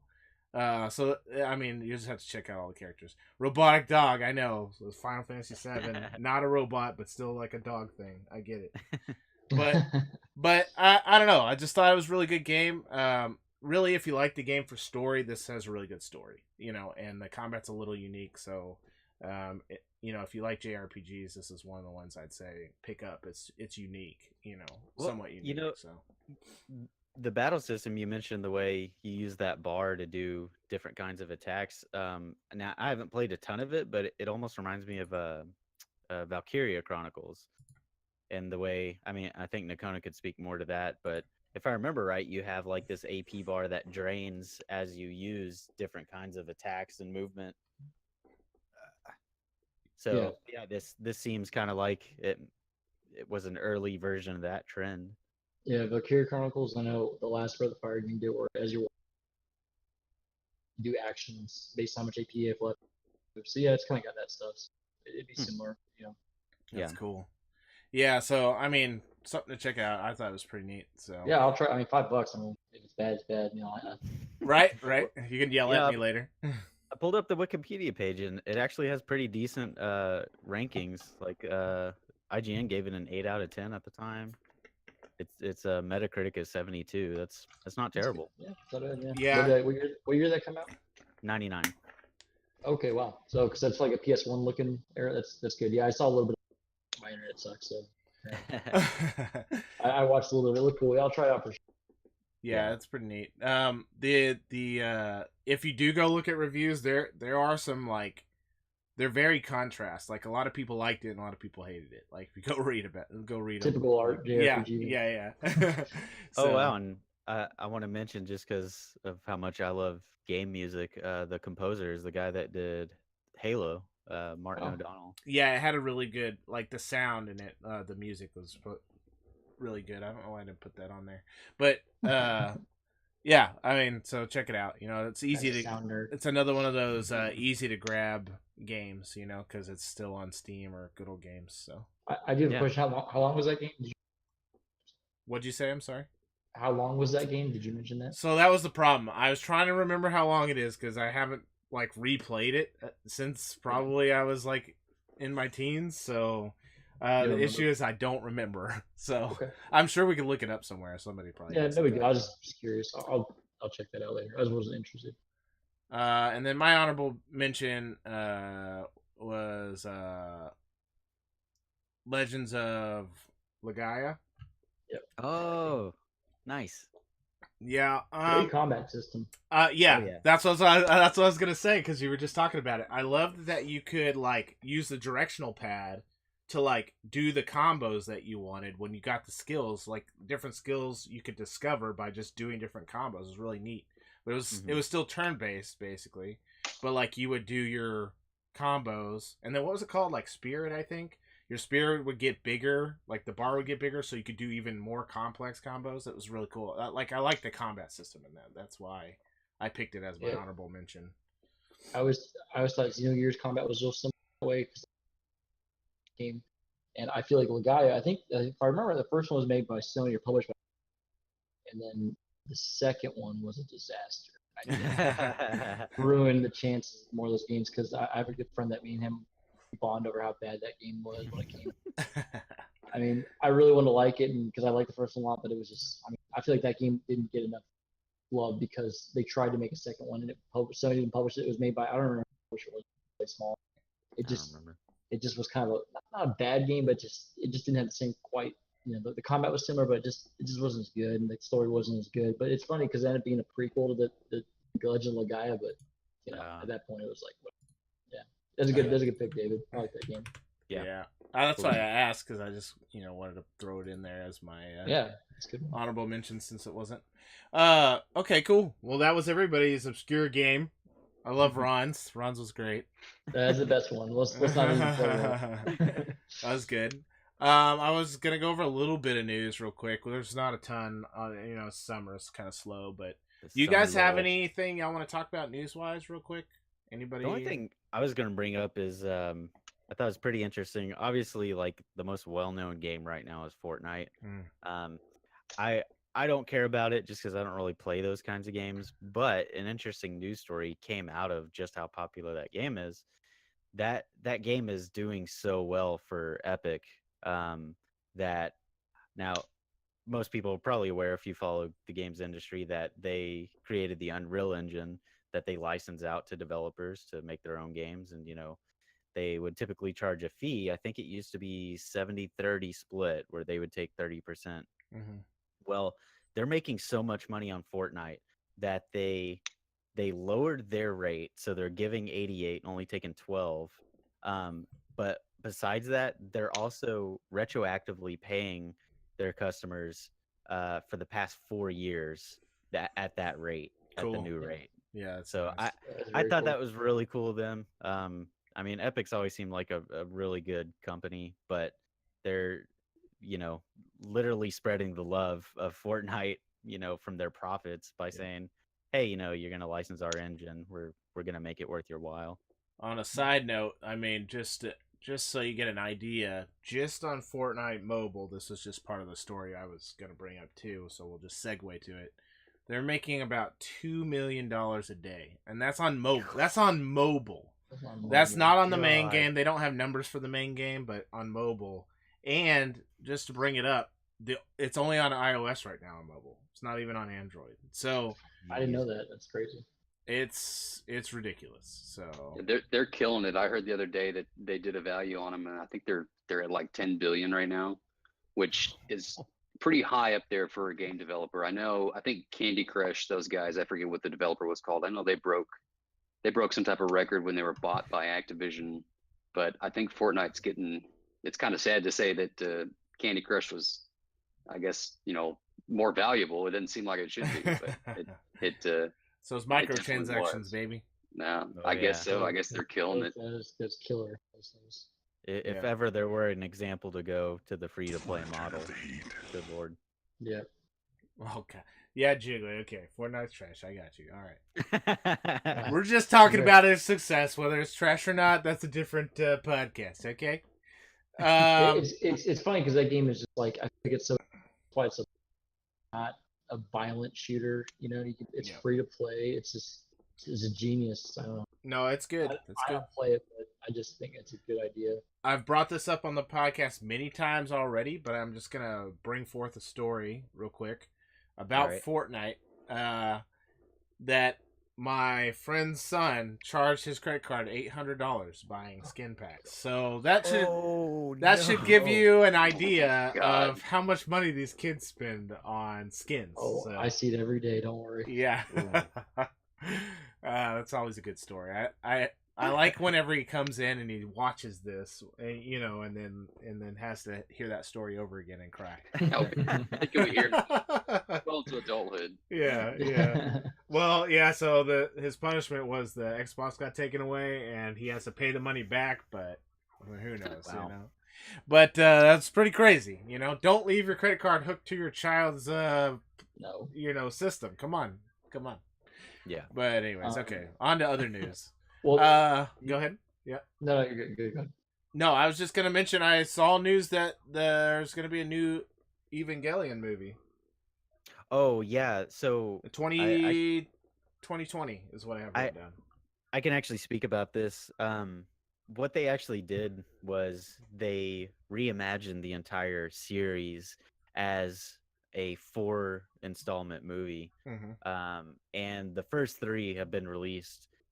I don't remember when they started those, but they did 1 and 2. No, not live action, Charlie. It's animated again, but really, with modern animation, so it looks really nice and clean. Really good, yeah. And CG and stuff. So the first 3 have come out. The first 2 came out in pretty quick succession to each other. The third one took forever to come out, and then finally they're gonna wrap it up with this 4th. Finally one. get the last one coming out. Yeah, cool. There's So- the fourth one's not out yet. That's crazy. Still not out, and that's what he was mentioning. It's gonna come out in 2020. Yeah, so we still got so- 2 years, but So just to kind of give you an idea of if you're familiar with the original series, what this does. So the first movie follows the series fairly closely, kind of beat for beat, except it takes out some of the fluff, kind of the scenes that were added for humor in the series, stuff like that. It kind of just keeps to the main plot line. The second one, things started changing up a little bit, and by the end, it started going in a complete different direction. So the third one kind of was All a new. brand new look at Mm. the series because the events were so different by that point. So that's why I'm pretty eager to see this new one when it comes out, to just see how they wrap up this reimagining. yeah. So that's cool. I mean, so we got kind of a date, 2020. That's a while away Yeah. still, but I- it was that's- announced. Yeah, that's pretty good for anime to have just a date like that, actually. Charlie said, did they cut out the DDR? Yes, they cut out. Yeah. Well, I'm trying to remember. I think they had to do the syncing, but they didn't. There wasn't as much emphasis on their training to do that. Yeah. We also had a big announcement on the D&D side of things, tabletop. I'll probably just mention this real quick. They're gonna release Crossover, right? Yeah, they're doing so the thing is they're doing what's it called? Eberron, okay? Which, if anybody knows D&D, Eberron's a big thing. And then the big thing is the Magic the Gathering crossover they're doing, which is really awesome. Ooh. Like, for me, I'm really excited. Some people don't like Magic the Gathering, but also some people are asking, why did they wait till now? You know what I mean? It's Yeah. Good question. They should have done it so much sooner, people think. And And they're both Wizards of the Coast right. properties. So the crossover, I think, know, like, it's crazy. I feel like it's a good move just because the crossover. Like, it's like people who play the card game may actually play D&D if they don't already.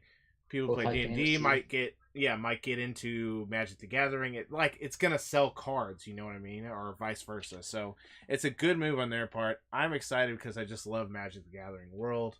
We play it, we play it off and on, and so it's really cool. So So how's it gonna work, dude? Like how? They just made it. Like- They just made it a campaign setting, so you just get to explore the world in D&D instead of playing just the card game. You know what I mean? You're not using the card game in D&D to play it or anything. It's a campaign setting, so you can like adventure there. Who knows what's gonna all be in the book? They may have some unique monsters that come from Magic or whatever. So we haven't got all the details yet, but yeah, So I mean, are they gonna flip it around and have a Magic set based on D&D? I don't know. I mean, that'd be cool to see some crossover, like monsters from D&D come in and stuff like that. Who knows if they take it any further than this? But at least it's opening the door, where we can cross, between the two different IPs. So Yeah. Planeswalkers are crazy powers. They're like greater gods. So yeah, I mean they create like races and stuff with their blood. So I mean they're basically gods. So it's cool. I wanted to mention it because that's a big deal. That crossover's like been anticipated for a long time, and it's actually happened. So that's really cool. That's in November, I believe, if I'm not mistaken. So, Awesome. and then what? You guys have anything else? I just want to mention that I know that Tron actually talked about how Nintendo really focused heavily on Smash Bros at their E3, but they had come out and said they have a lot of for this year. So those that were concerned that like, oh, they're only going to release like Smash Bros, Pokemon, well, there's apparently more to come. So don't freak out yet. There's probably going to be Animal Crossing announcements, probably maybe more Metroid news soon. It's not just Smash Bros for Nintendo this year. And people that think the 3DS is dead, it's not. They said they're gonna announce new stuff for that this year too. Like, when? What show? We don't know. I'm sure. I don't think they don't do. So Yeah, they don't really announce their directs. They kind of just be like, "Hey, 12 That's hours days from now." It's Direct. been out. 12 hours. Yeah. But Yeah. I predict they're gonna have a direct in either August or September and announce some more stuff. Right after That's summer. Well, Makes sense. I can almost guarantee you they're going to have to do one because they're going to have to go over the online stuff. I feel like their whole little subscription thing they're going to have, which I feel like is still really vague and up in the air. Yeah. Yeah, and there's no way they're not gonna. I mean, there's no way they're gonna just 2 or 3 big games. I feel like, and they keep just saying they're not gonna kill the 3DS off. They gotta announce stuff for it, and so they're going to. And again, Nintendo didn't really have a lot. I think the only new was Mario Party maybe, and like that might have even been it. I don't even know, but there'll be more stuff for sure. So something to look forward to. Cool. Well, we got a Fallout 76 beta release in October, which kind of blows. It's just a month before the full release, so It seems so late. Yeah. good game, well They're played. confident. I saw a date for Resident Evil 2 remake, January 2019. Hell. End of the yes. month, I think, like 24th or 25th. I can't remember that exactly. It was 20. Yeah, it's funny because it's 4 days before Kingdom Hearts 3. Oh man, It's gonna be a big Jesus. week in Mhm. games. Interesting. I wonder if one's going to move. I mean, Resident Evil 7 had a lot of success coming out in January. I'm Yeah. not sure why Kingdom Hearts is coming out then. I feel like that could be a summer game or like a March game and kill. It just needs to come But, out at this point, I think. I- So Yeah. I don't see a lot of problem for either of those. No, they're gonna get bought, I believe. Yeah. Yeah. yeah, both will do well. Yeah. Cool. And will continue to sell throughout the year. And I feel like those are pretty different games. I don't know. I don't think if you had to buy one or the other, it might be tough. But I don't Charlie know. said Not a lot of nothing about crossover, Kingdom you're saying? Hearts 3. No, yeah, no Resident Evil World. So I don't think so. Yeah, mythical game, but we got an actual release date now, Charlie. At least. Yeah, the I'll one believe it game when that- I see it. Right. Yeah, exactly. Did you guys? Okay, so my news that I'm excited about this. It's not really news, really, but did you guys see that this guy beat Battletoads tunnel level blindfolded I heard about without that. taking any damage? Oh my gosh. Zero That damage. That level took me like 3 years to beat as a kid. with eyes open. I'm not gonna play the whole thing. It's like 5 minutes, but I'm going to play a little snippet real quick. All right. This is during a speed run. This is during a speed run too. So it's ridiculous. But let me get to the part where they put like a bag on his head that he can't see through. And he's doing it completely by sound. They turn up his sound like really high for him, so that I guess he can hear when the walls are dropping and stuff. And then he misses everything. It's never been done. It's just really crazy. Yeah, so there's that. It might be easier this way now that I think of it. Right? You're not distracted by all the crazy walls. Yeah, the Mexican runner is his name. Yeah. Oh, that guy! I saw him during Games Done Quick. He's a speed runner for sure. Yeah. So yeah. But yeah, like he's just doing it. He doesn't take any damage, and he freaks out. He's just like super excited at the end because it's never been done. But like here, I'm gonna zoom in a little bit to the end, towards the end, so you can see him complete it. Because like I said, it's like 5 minutes. So, but he just like misses everything. Why is this level 5 minutes long? Well, no, the whole there you go. He did it. It's just like crazy that happened. Yeah. Well, we're seeing that on more of a delay than you. There yeah. Sorry. God. Yeah. That's insane. So, anyways, I just thought it was really sad neat. That I'm more impressed that he was speed running Battletoads. That he actually beat that game. That's super impressive. Because there's like 3 more of those levels, blindfolded or not. Like there's 3 more tunnel areas. and just speedrun those at all is impressive. Wait till the level where you're in the jet going across the little lines are like this big. Apparently he's beat it a lot of different ways, like one-handed. He's only used one hand to play the game. Like fuck, no. Oh my god. Way more dedication. Genie. That's the real question. That's all you can do, I thought, until now. That's awesome. Yeah. Speaking of Battletoads, before we move on, how about that sneaky E3 announcement about the yeah, you're right, one, or whatever you want to call it? Like, yep. Just like that was like a little splash really there. Underplayed. Yeah. They're like, oh, by the way, Battletoads Rare still exists. Yay. I'll be skeptical till I see it. Right. Okay. It was just a splash, so you never know. So I mean more on the quality. We'll see. Oh, quality! I've been disappointed by old series coming back. And Rare, all of them. Well, you guys got anything else you wanted to bring up? No, that should be pretty much it. No, I think we got it all covered. Well, I want to thank you guys for taking the time and then hanging out, because it's nice to get some new faces in every once in a while. So if you guys thanks for having us, man. Yeah, if you guys want to do it again, definitely we should plan on doing that again sometime. So for sure, I'm glad to be your. I promise I'll C team. pick a real game next time. And I'll get a better mic too this time. I apologize about that. Pick a real game. Actually, just come to my house, and then we'll have no internet problems. It's fine. Shit, if you would invite me, I would have gone right over. Yeah, I got you. Yeah, you guys would both fit in that room. That's right. Yeah, we'll just all huddle in this room and just sweat our ass off. That's just what's gonna happen. Nice. Anyways, all right, cool. Well, hey, thanks for stopping by, guys, and I appreciate you guys hanging out. Everybody who's on the stream asking questions and interacting, thanks a lot, guys. I'll post this video up on YouTube probably in the morning, so you guys, if anybody missed it, you can send them that way if you want, them to see it. So, Cool. Until next time, guys, y'all have a good night. Cool. See ya.